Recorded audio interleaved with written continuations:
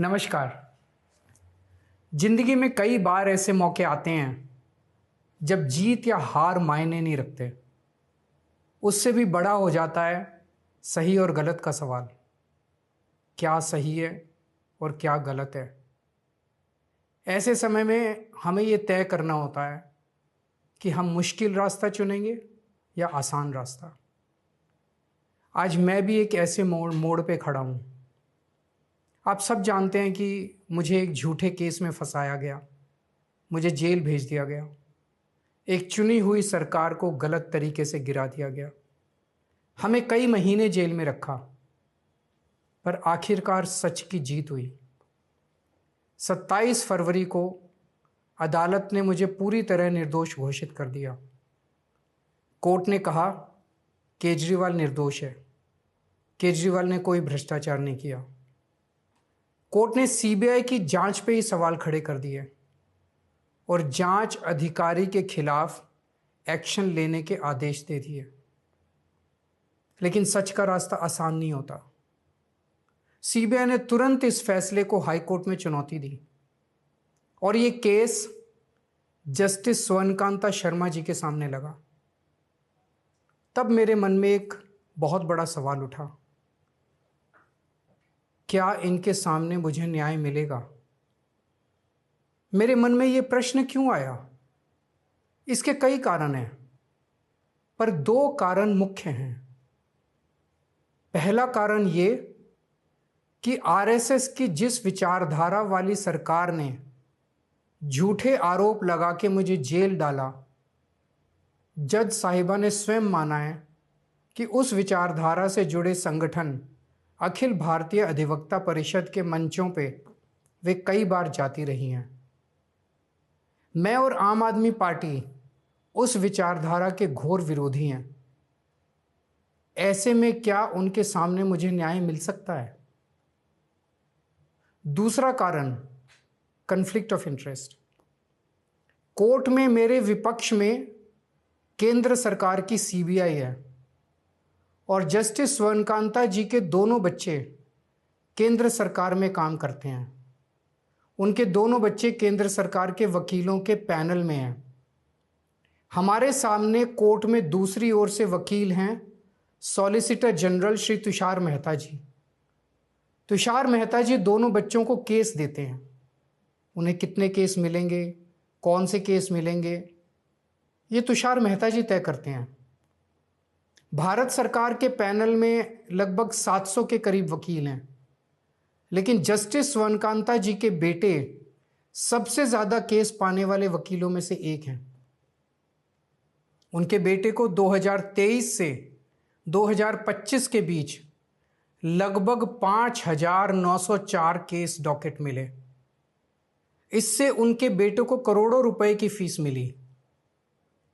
आज की तारीख में उन बच्चों का भविष्य और कमाई दोनों काफी हद तक तुषार मेहता जी पर निर्भर है। तो किसी के भी मन में यह चिंता स्वाभाविक है कि अगर जज साहिबा के बच्चों की कमाई और उनका भविष्य सामने खड़ा वकील तय कर रहा है, तो क्या जज साहिबा उस वकील के खिलाफ फैसला कर पाएंगी? मैं ये स्पष्ट करना चाहता हूं कि मुझे जुडिशरी पे पूरा भरोसा है। मैं जुडिशरी का बहुत सम्मान करता हूं। जब मेरे खिलाफ गलत साजिश हुई तो हमारे देश की जुडिशरी ने ही मुझे न्याय दिया था। जब मुझे झूठे केस में गिरफ्तार किया गया तो इसी जुडिशरी ने मुझे बेल दी थी। इसी जुडिशरी ने मुझे उसी झूठे केस में दोष मुक्त करार किया है। पिछले 75 वर्षों में जब जब देश पे आंच आई, हमारे देश की जुडिशरी ने देश को बचाया और नागरिकों के हितों की रक्षा की है। मैं जस्टिस स्वर्णकांता जी का भी बहुत सम्मान करता हूं।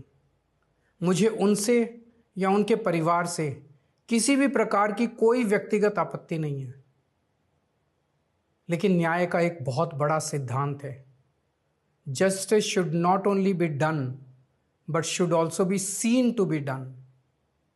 इसलिए मैंने जस्टिस स्वर्णकांता शर्मा जी से पूरे सम्मान के साथ अनुरोध किया कि वो इस कन्फ्लिक्ट ऑफ इंटरेस्ट जैसे कारणों की वजह से इस केस से खुद को अलग कर लें, लेकिन उन्होंने मेरी दलीलें खारिज कर दी और फैसला दिया कि वो स्वयं ही ये केस सुनेंगी। आज मेरे सामने सबसे आसान रास्ता है कि मैं उनका आदेश मान लूं और एक बड़ा वकील खड़ा करके उनके सामने अपना केस लड़ूं। पर यह मुद्दा अब सिर्फ मेरे केस का नहीं है, बल्कि आम लोगों के न्याय प्रणाली पर भरोसे का है। ऐसी दुविधा के मौके पे बापू ने हमें सत्याग्रह का रास्ता दिखाया। बापू ने कहा था कि जब भी किसी अन्याय का सामना करो तो उसका पहला कदम विरोध नहीं बल्कि बातचीत होना चाहिए। अपनी बात अन्याय करने वाले के सामने पूरी विनम्रता के साथ रखनी चाहिए और उसे सुधारने का पूरा मौका देना चाहिए। सारी कोशिशों के बाद भी अगर न्याय ना मिले तो अंतरात्मा की आवाज़ सुनो। यदि अंतरात्मा की आवाज़ कहती है कि न्याय नहीं हुआ तो शांति और विनम्रता के साथ सत्याग्रह करना चाहिए। फिर उसके जो भी परिणाम हों वो सहर्ष स्वीकार करने चाहिए। पर इस पूरे प्रकरण में अन्याय करने वाले व्यक्ति के प्रति किसी भी प्रकार की नफरत या गुस्सा नहीं होना चाहिए। मैंने भी बातचीत से शुरुआत की, पूरी निष्ठा और विनम्रता के साथ जस्टिस स्वर्णकांता जी के सामने अपनी बात रखी, उन्हें इस केस से अलग होने के लिए याचना की। मैंने आग्रह किया कि मेरा केस हाई कोर्ट के किसी भी अन्य जज द्वारा सुन लिया जाए, लेकिन उन्होंने मेरी प्रार्थना अस्वीकार कर दी। उन्होंने फैसला दिया कि वे अपने आप को इस मामले से अलग नहीं करेंगी और ये केस वो स्वयं ही सुनेंगी। उनके दिए गए इस फैसले से मैं पूरी विनम्रता पूर्वक असहमत हूँ। इस पूरे घटनाक्रम के बाद मेरी आशंका और गहरी हो गई है कि क्या उनके सामने मुझे न्याय मिलेगा। बापू के दिखाए रास्ते पर चलते हुए सत्याग्रह की भावना से अब मैंने फैसला किया है कि मैं इस केस में जस्टिस स्वर्णकांता जी के कोर्ट में ना तो स्वयं पेश होऊंगा और ना ही मेरी तरफ से कोई वकील पैरवी करेगा। जस्टिस स्वर्णकांता जी जो भी फैसला सुनाएंगे उस पर समय आने पर मेरे जो भी कानूनी अधिकार हैं, जैसे सुप्रीम कोर्ट में चुनौती देना आदि, वो सभी कदम लेने के लिए मैं स्वतंत्र हूँ। ये बात आज मैंने एक पत्र लिखकर जस्टिस स्वर्णकांता जी को भी सूचित कर दिया है। मेरा जस्टिस स्वर्णकांता जी से किसी प्रकार का व्यक्तिगत विरोध नहीं है।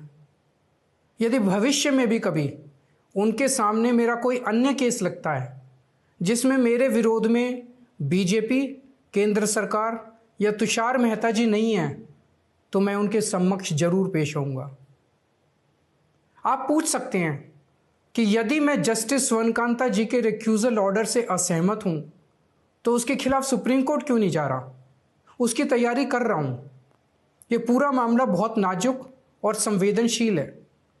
कानून को ध्यान में रखते हुए, जुडिशरी के सम्मान को ध्यान में रखते हुए और लोगों के न्याय व्यवस्था पर भरोसे को ध्यान में रखते हुए एक एक कदम उठाना है। मैं ये कदम अहंकार या किसी विद्रोह या विरोध की भावना से नहीं उठा रहा। इस कदम के जरिए मेरा मकसद देश की कानून प्रणाली को चुनौती देना भी नहीं है और ना ही मेरा मकसद न्याय व्यवस्था का अपमान करना है। इसी केस में मैंने हर स्टेज पे, हर अदालत में अपना पूरा सहयोग दिया है। मैं न्यायपालिका का बहुत सम्मान करता हूँ। इसी न्यायपालिका की वजह से आज मैं आज़ाद घूम रहा हूँ। मेरा सिर्फ और सिर्फ इससे एक ही मकसद है, देश की न्याय व्यवस्था पर लोगों के भरोसे को और मजबूत करना, लोगों में ये अटूट विश्वास भरना कि ज़रूरत पड़ने पर हमारे देश की न्याय व्यवस्था से उन्हें न्याय ज़रूर मिलेगा। जय हिंद।